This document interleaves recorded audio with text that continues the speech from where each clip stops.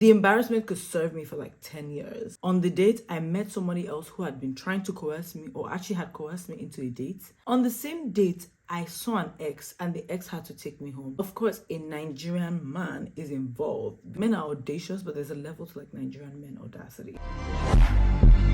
Damn, girl, I like how you dance. Hey besties, welcome back to the channel. Or actually, maybe you guys should be welcoming me back because I've been an absentee mom to this baby here, but I'm back. If you're seeing this face for the first time, I'm the Ima and Miss Ima, and if you're not seeing this face for the first time and you've stuck with me through my thank you guys so much. Please make sure you're subscribed to the channel and hit the notification bells so you get notified every time I post. Also, check out my other social media pages, especially if you like my vlogs. You might want to please check out my TikTok. I do vlogs there at least almost every day, so I am showing up somewhere. Okay, so let's go straight into today's video. I'm gonna be talking about the most embarrassing date I had ever. And when I say it was like embarrassing, the embarrassment could serve me for like 10 years. And of course, a Nigerian man is involved because like men are audacious, but there's a level to like Nigerian men audacity. I'm not kidding, because not only was the date embarrassing, I was coerced into the date. On the date, I met somebody else who had been trying to coerce me, or actually had coerced me into a date. On the same date, I saw an ex and the ex had to take me home. So yeah, it's a little bit of a crazy one. So I met this guy on Instagram, and he was mutual. So he was a friend of a friend of mine, and it was during COVID. You know, during COVID, everybody was crazy. We were all living like via the internet. During COVID, everybody was just online because we had nothing else to do. It was so easy to make friends and to lose friends as well. So when I found out he was a mutual, I think he followed me on Instagram, and then honestly, out of like gossip reasons and amicable reasons, because he had so many mutuals as me, I was like, why is this guy following me? Let me follow him back, which is very unlike me because I don't even check my notifications. I'm so bad. We used to speak, but it was just friendly type of conversations during COVID. To me, they were friendly anyways. To me, they were just platonic conversations.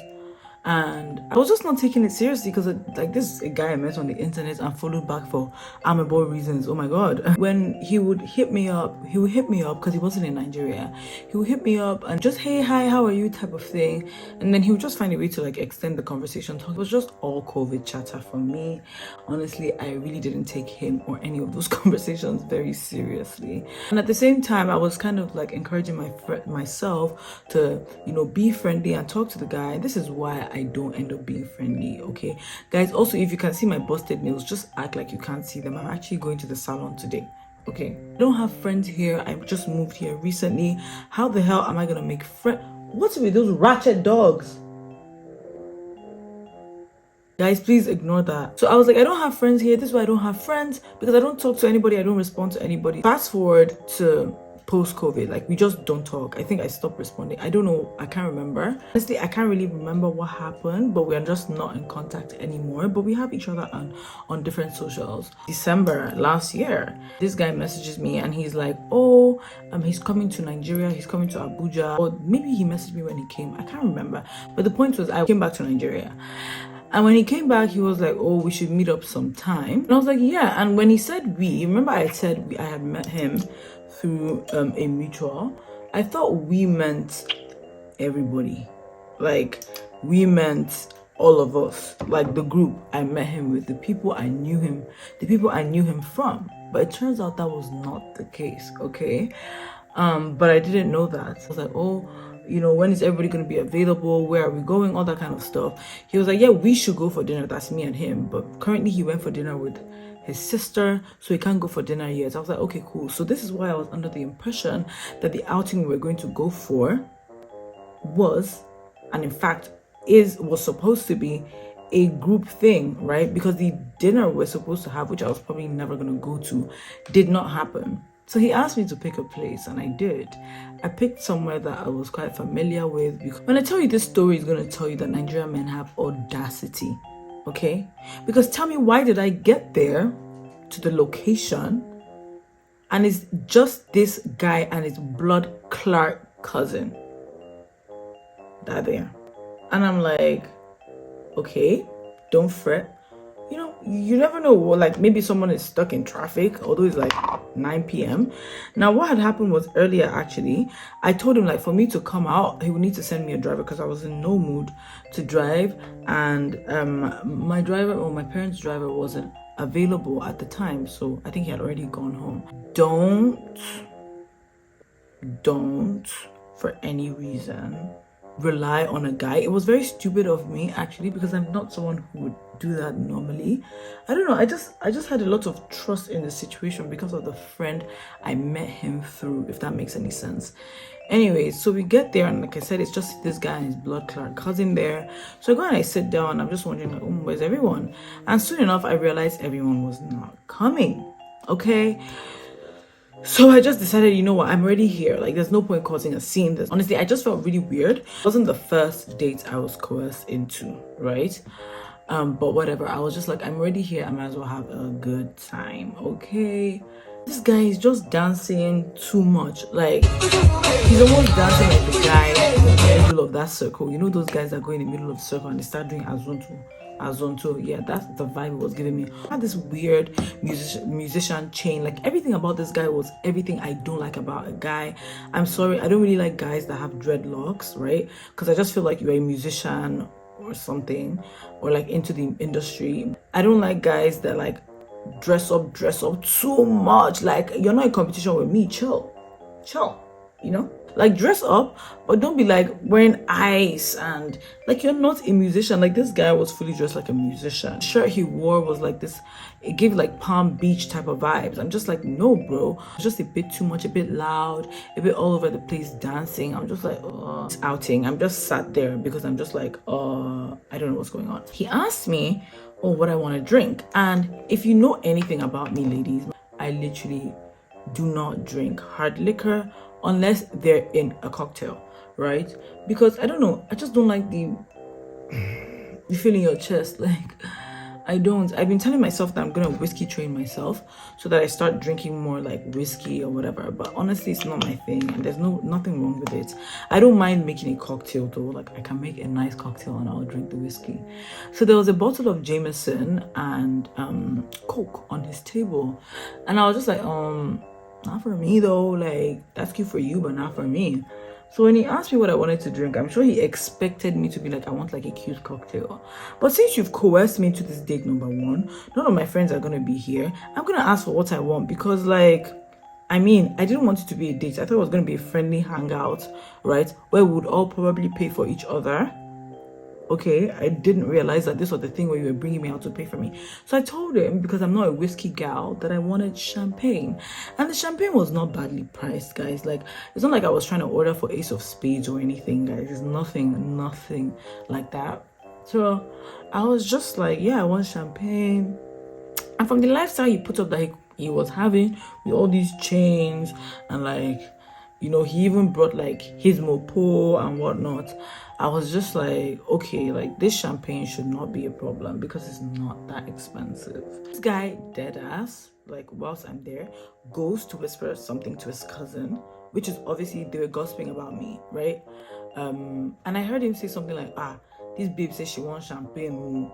Like, and I'm just like, hey, me. I was just like, okay. But I guess because we were speaking in pidgin, you know, sometimes pidgin can come off derogatory and doesn't mean to be, maybe. But he was like, I'm just letting this sit in. So he was like, this babe says she wants champagne. So I don't know what they said. He then comes back to me and he's like, oh, that's fine, babe. I'll order the champagne so long as you can finish it. And I was like, finish what? Like, finish the whole bottle? Or you mean my glass or a few glasses? Like, are you being for real? I'm so sorry. It's never really been a thing that you must finish your drink when you go out. Like, what? I was just like, huh? I was so confused and lost. Anyways, obviously my mood like literally changed. I was not interested in being there. At some point I felt bad. I was like, okay, maybe I should order a cocktail. But then I remember who the hell I am, and I was like, I'm not ordering any cocktail because that's not what I want, right? This guy has coerced me. Let's not forget the fact that he has coerced me into a date that I didn't want, right? I thought it was a friendly meetup. Okay, well, you crazy, because not me and you. Not me and you, not you bargaining with me, not you bargaining with me. It just reminds me of that, let's have it, come on, let's have it. Like, not you bargaining with me. Just started like being very irritated at everything, like everything. I mean, everything he did already irritated me the whole night. Like, he was dancing and he was doing too much. He then notices that my mood is off and he's trying to like talk to me, but I'm just like literally ignoring him. So I go outside to call my best friend and tell her like, this crazy thing is happening, what the hell? And then he comes out to meet me as by chasing the girl. I don't know what movie this guy watched, okay? But he really felt he was onto something. And I just didn't want to overreact where I was, because honestly, I would have just left. Like, if I came with my car and my driver, I would have just left. And tell me why I found out on the spot that the driver that brought me actually left. And I was left with him or his driver to take me back home, which was super uncomfortable for me, but God had other plans for me. Okay, so let's keep on with the story. So basically, best friend, I'm just telling her like, mama, like, look what's going on here. This is just like really bad. And this guy dead ass comes out like walking like he's sagging. You know, there's a walk that people who sag have, like that walk. He walks out like that and he comes to me and he sees I'm on a phone call and he starts talking to me. And what's wrong? I was like, nothing, I'm on a phone call. He was like, why am I upset? Is it money? Is it time? Is it attention? I think no, at first he was like, oh, what's going on, baby? And I was like, baby?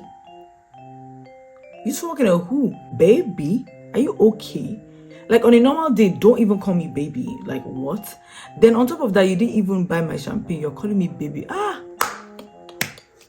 Men have audacity. He actually fully coerced me into this date. Like, you're the only one having fun here. I don't think he realized the whole time, like, bro, you are literally the only one having the time of your life here. I am not having any fun. It's like weird American accent. Like, first of all, why do you have an American accent? Your name is your Ade. Okay, he's not Ade, by the way, but like your Ade, like chill. You know, he's like, yeah, baby, anything you want. Like all this, like a rapper. Like, stop. Like, he's actually like cosplaying a rapper. Stop. You're too old for that. And I'm just so irritated. He's like, damn, you beautiful. I can give you anything. Is it time? Is it attention? Is it money? I said, at the money part, I said, shut up. I didn't say it to him, but my man there was like, shh. Femme la bouche. Small champagne you cannot buy. Small champagne. You're telling me money. Just shut up. Because you have chain on your neck. Just like, I just want to go home at this point. Go back in and I'm like, okay, whatever. I want to go. And he was like, okay, fine. Let them just finish their drink. So lo and behold, they didn't even finish the drink. Do you know what he did? He asked his cousin to pack the bottle. And the half bottle of Coke that was remaining. I said, what? Let me say it again, because I know, right? He asked his cousin, the blood clot cousin that was there, that had no personality, by the way. He asked him to pack the bottle of Jameson and the half Coke that was remaining. One thing about me, like, I must have what I want. I don't know, I'm that kind of person. I just really wanted tea so bad. I felt like if I got tea, I'll calm down, and like I just wanted to drink something warm. So I told him, like, let's go to so and so place. Or I think he had suggested that, some of the others were at so and so place. And I was like, you know what, let me just go, because like I don't mind getting some tea. We go to this place now, and as we get there, there's this guy who's been pesking me. When I mean pesking me, he's been pesking me, but he's just been so weird. Like, he would pester me and then he would fall, he wouldn't pull through. And I was just like, boy, I literally feel like you're pestering me and I don't even have any time for you. Like, literally, I don't have time for you. So I just stopped like talking to him that much. And he's like, get there, and it turns out they know each other.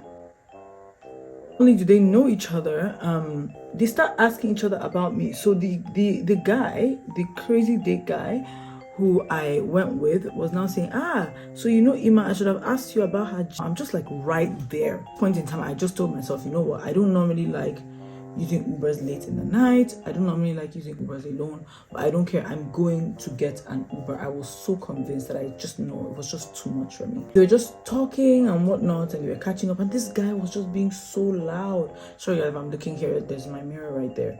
He was being so loud, like, now we get Abuja. I'm just like, so guess what? An ex is in the same location, and he sights me from afar, and then he comes over, and he's like saying hi and whatnot. Like, mind you, I'm like cool with this ex. Like, he asked me like, oh, what's up? And we're talking. And this guy, again, dead ass, because some of the things he does and he says are just so shocking. He comes and he's like, oh, Ima is like, you know many guys. I'm just like, is this guy okay? Are you actually trying to guy shame me, stranger? I don't know you. You have not bought my champagne. You coerced me into a date. You're like, are you okay? Ex asked me like, how am I getting home? I just told him, okay, I'm going to be using an Uber. And he was like, okay, you know what? He'll drop me off at home.